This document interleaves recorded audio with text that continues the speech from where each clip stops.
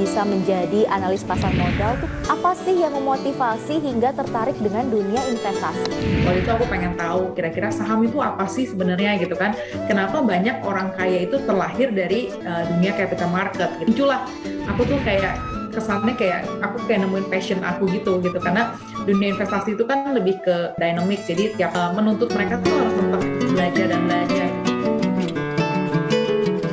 Para petinggi negara anggota G20 sepakat untuk mengurangi pemanasan global hingga 1,5 derajat Celcius. Kita bisa target kita maju, tetapi dengan bantuan teknologi dan investasi dari internasional. Kementerian Keuangan menilai pemulihan ekonomi akibat pandemi COVID-19 belum berjalan secara merata di seluruh. Pemulihan ekonomi global tidak merata.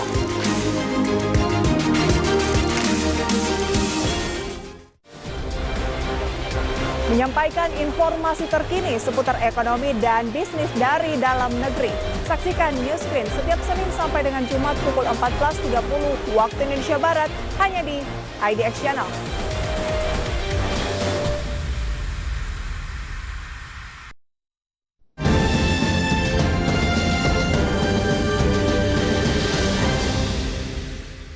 Welcome back on Market Headlines. The Ministry of Finance stated that the value of claims for treating COVID-19 patients until early November 2021 had almost reached 100 trillion rupiah. The Ministry of Finance stated that the value of claims for treating COVID-19 patients in Indonesia had almost reached 100 trillion rupiah.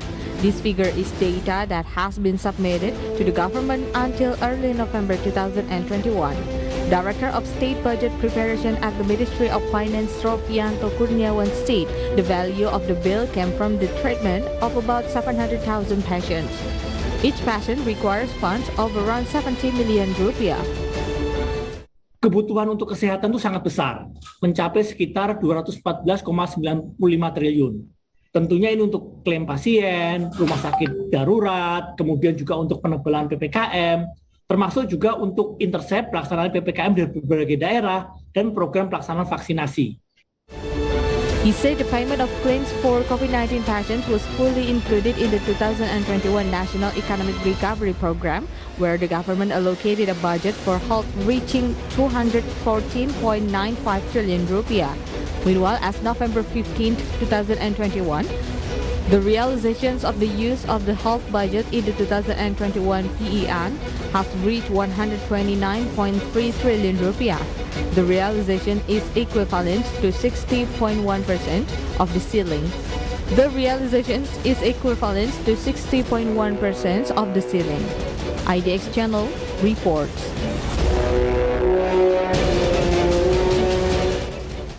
In order to maintain the economic recovery process, the Bank Indonesia Board of Governors meeting decided to maintain the BI 7 days reverse repo rate at 3.5% in November 2021. The Governor of Bank Indonesia, Peri Warjo, explained that this policy was taken after considering economic conditions in the global and domestic markets. From a global perspective, Peri assessed that the global economic recovery is still continuing, but is still overshadowed by supply chain disruptions and energy constraints. Meanwhile, domestically, Bank Indonesia assessed that the economic recovery is still ongoing, mainly supported by strong trade amidst soaring global commodity prices. The Bank Indonesia also noted that the rupiah depreciated by 1.35% compared to the end of December 2020. In addition, inflation is claimed to be kept low and within the target range of 3%. Plus minus 1%.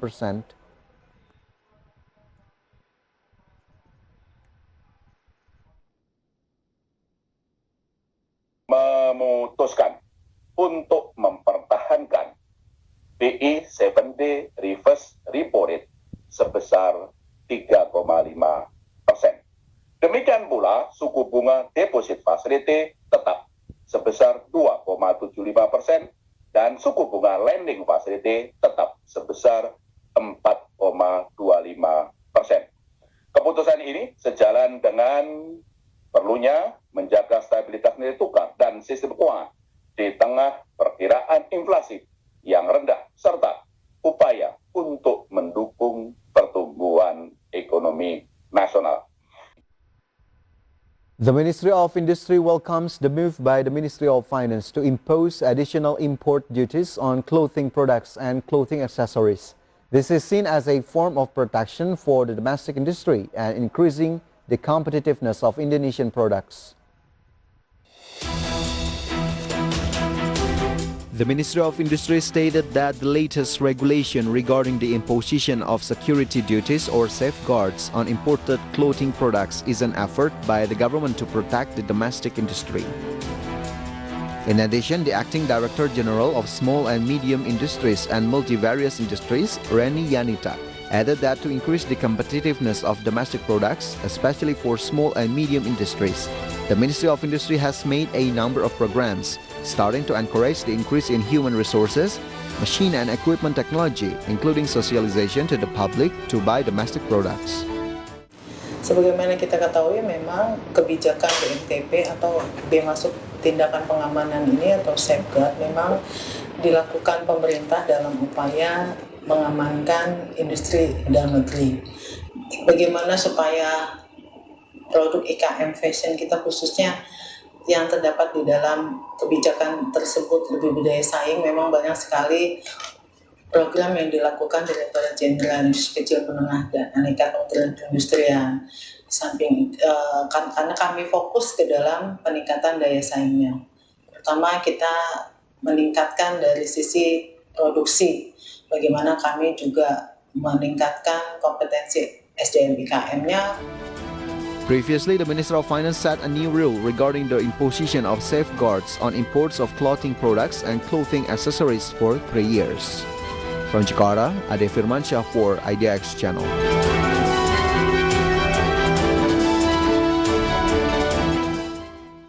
The government will implement a policy of limiting community activities or PPKM Level 3 for all regions of Indonesia.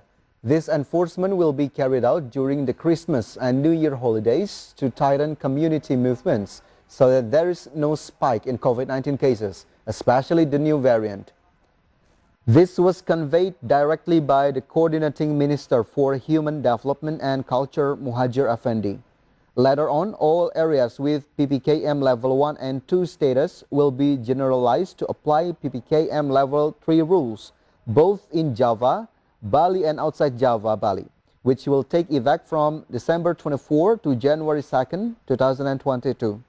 In this policy, all fireworks celebrations, parades, gathering large crowds will be prohibited, while for Christmas worship, tourist visits, shopping centers will adjust the PPKM Level 3 policy. Kemarin waktu rapat kabinet terbatas yang dihadiri antara lain oleh Pak Menko Ekonomi dan Pak Mermarinvest juga dan Pak Kapolri, Pak Panglima TNI disepakati bahwa selama libur Nataru itu seluruh Indonesia akan diberlakukan peraturan atau ketentuan level 3.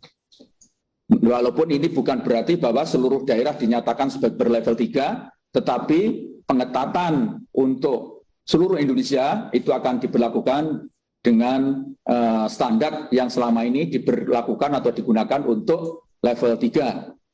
Sehingga ada keseragaman secara nasional.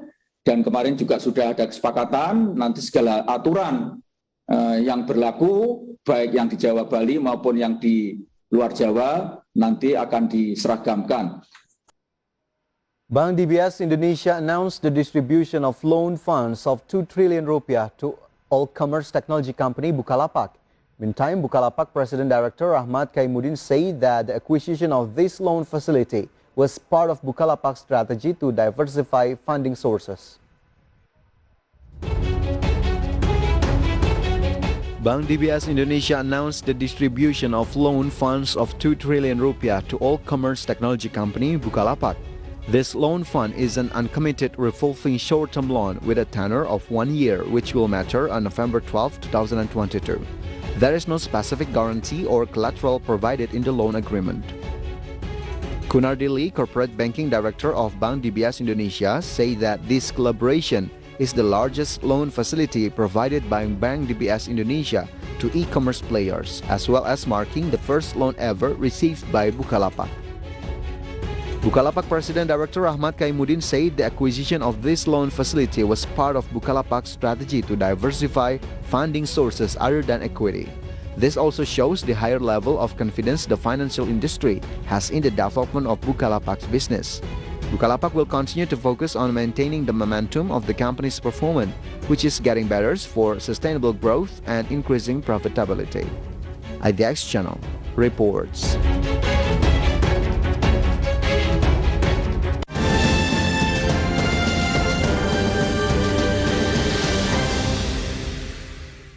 And we're moving on to global update. Apple is pushing to accelerate development of its electric car and is refocusing the project around full self-driving capabilities. Meanwhile, Spider-Man No Way Home trailer released by Sony Pictures and Marvel Studios shows Tom Holland's Peter Parker battles with scores of past villains. And more stories on today's International Minute. Emirati and Israeli state-owned weapons makers have signed a strategic agreement in Dubai to jointly design unmanned vessels capable of carrying out anti-submarine warfare. United Arab Emirates defense conglomerate H and Israel Aerospace Industries announced the partnership on the final day of the biennial Dubai Air Show on Thursday. Indian Prime Minister Narendra Modi has called on democracies to work together on cutting-edge technologies to promote democratic values, outlining a historic moment of choice between conflict and cooperation. Speaking via video link at a summit on emerging technologies in Sydney, Modi said the digital era had created opportunities for progress and prosperity, but also the rise of new forms of conflict. Apple is pushing to accelerate development of its electric car and is refocusing the project around full self-driving capabilities, according to people familiar with the matter, aiming to solve a technical challenge that has bedeviled the auto industry. For the past several years, Apple's car team had explored two simultaneous paths, creating a model with limited self-driving capabilities focused on steering and acceleration, or a version with full self-driving ability that doesn't require human intervention. In the new Spider-Man No Way Home trailer released by Sony Pictures and Marvel Studios, Tom Holland's Peter Parker battles with scores of past villains from Alfred Molina's Otto Octavius to Willem Dafoe's Green Goblin, while dealing with the fallout from his true identity being unmasked. Parker enlists the help of Benedict Cumberbatch's Doctor Strange to restore his secret identity with a spell that backfires and opens up the multiverse, unleashing hell. IDX Channel reports.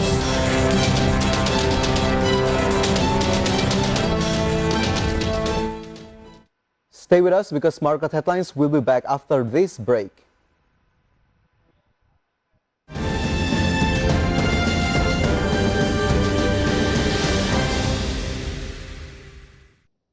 Anugerah CSR IDX Channel 2021 merupakan ajang bergengsi yang memberikan penghargaan kepada perusahaan-perusahaan yang telah menunjukkan kualitas unggul, strategis dan berkelanjutan terhadap program-program CSR, dan merupakan ajang yang akan mendorong keberlanjutan program CSR di Indonesia. Saksikan Anugerah CSR IDX Channel 2021 hanya di IDX Channel.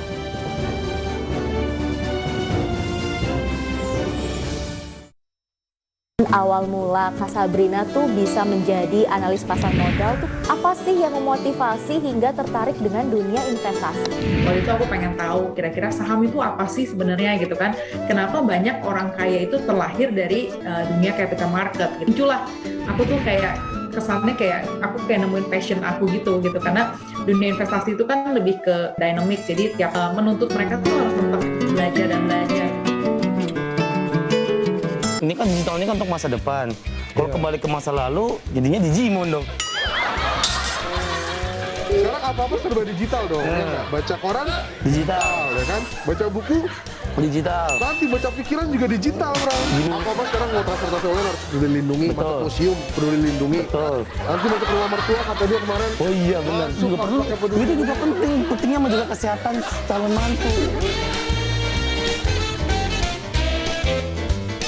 sebanyak 7 bank telah menyetujui restrukturisasi kredit PT Waskita Karya Persero Tbk dengan outstanding sebesar 21,9 triliun rupiah. Pemirsa, Bursa Efek Indonesia mencatat saat ini terdapat 12 emiten yang berencana melakukan buyback saham.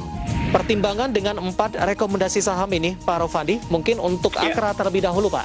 2 hari ini mungkin dia akan berkonsolidasi dan akan terjadi rebound.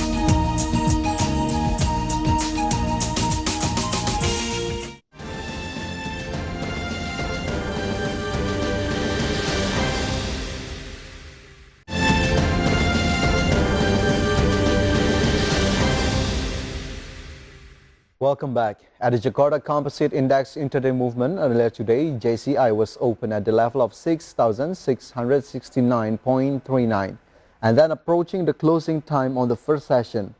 The index was on the level of 6,698.78 and then the index was showing strengthening trend by the second session closing time. Index was closed at the level of 6,720.26. And in short, Jakarta Composite Index, or JCI, went up 1.26%. And next, we're going to see the sectoral movements. Leading the dynamics of today's trading, we got transportation and logistics as the leader of strengthening trend. That went up 3.22%. Energy sector went up 2.41%. And next, we got industry as the leader of weakening trend, went down 0.2%. And health sector went down 0.14%. And we're moving on to top gainers and top losers. Here are the key highlights from today's trading session. Telkom went up 7.44% to the level of 3,900 rupiah per share. Bank Rakyat Indonesia, or BBRI, went up 2.39% to the level of 4,280 rupiah per share. CPRO went up 9.57% to the level of 126 rupiah per share, and Arto went up 0.32% to the level of 15,500 rupiah per share. And meantime, the top losers for today's trading, we got BBYB went down 2.68% to the level of 2,180 rupiah. Agro went down 4.87% to the level of 2,150 rupiah per share. BNII went down 3.43% to the level of 394 rupiah per share. BANK went down 1.91% to the level of 2,570 rupiah per share. And next, we're going to see the intraday movement of rupiah towards US dollar. So, rupiah opened at the level of 14,233. Rupiah was also showing weakening trend towards US dollar and was closed at the level of 14,216. And in summary, rupiah went down 0.12%.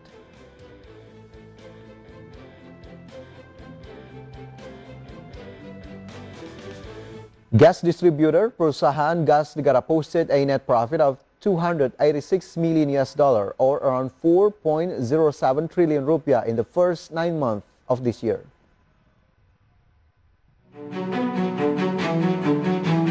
Gas distributor perusahaan gas negara posted a net profit of 286 million US dollar, or around 4.07 trillion rupiah in the first 9 months of this year.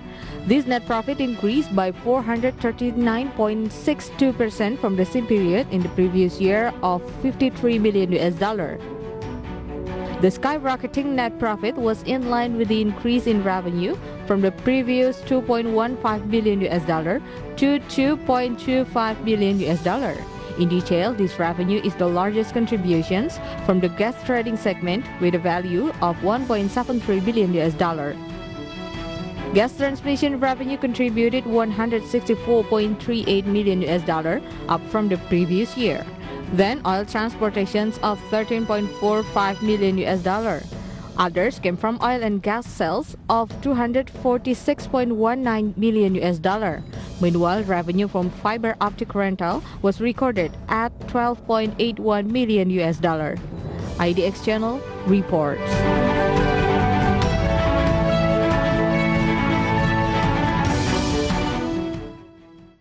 Supported by better economic conditions, Metropolitan Land is optimistic that it can target the company's marketing sales to grow 15% in 2022. According to Metropolitan Land Director Olivia Surojo. The company targets marketing sales to reach 1.6 trillion rupiah this year, and 1.3 trillion has been achieved.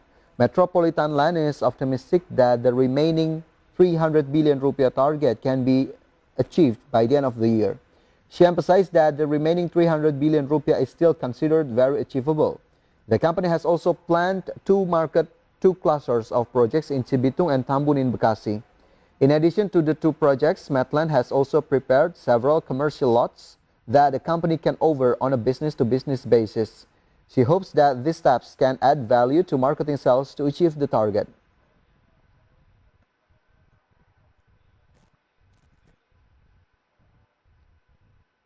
Krakatau Steel obtained a net profit of 1.05 trillion rupiah until the end of October 2021.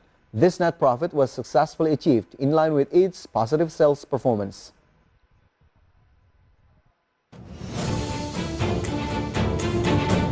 Krakatau Steel obtained a net profit of 1.05 trillion rupiah until the end of October 2021. This net profit was successfully achieved with its sales performance, which reached 26.5 trillion rupiah in that period. Krakatau Steel's President Director Silmi Karim said the sales value rose 73.19% from the same period in the previous year, which was 15.3 trillion rupiah. From the operational side, Krakatau Steel's production rose 35% to 1,628,000 tons from the previous 1,207,000 tons in the same period in 2020 until the end of last month. The company also recorded a 10% decrease in variable costs to $57 per ton from the previous $63 per ton. Fixed costs also decreased by 8% to $60 per ton until October 2021, compared to the same period last year, which was $65 per ton. The company has indeed started to record a net profit in 2021 after completing the restructuring of its obligations. IDX Channel reports.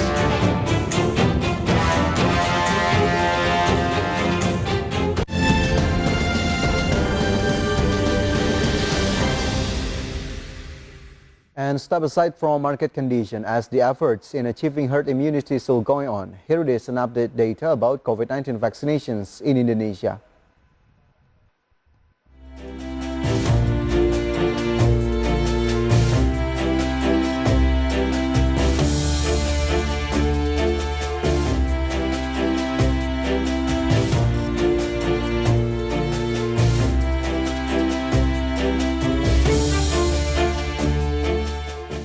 And the news close our market headlines today. Please enjoy our next program on IDX Channel, Your Trustworthy Economic, Business and Capital Market Channel.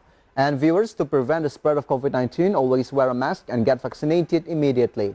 Masks have been shown to reduce the risk of transmission by 80%, while vaccines minimize the risk of death by 73%. So let's wear a mask and get vaccinated, because masks and vaccines keep us healthy and happy. And I'm Fajar Wayong. Have a nice evening and stay safe.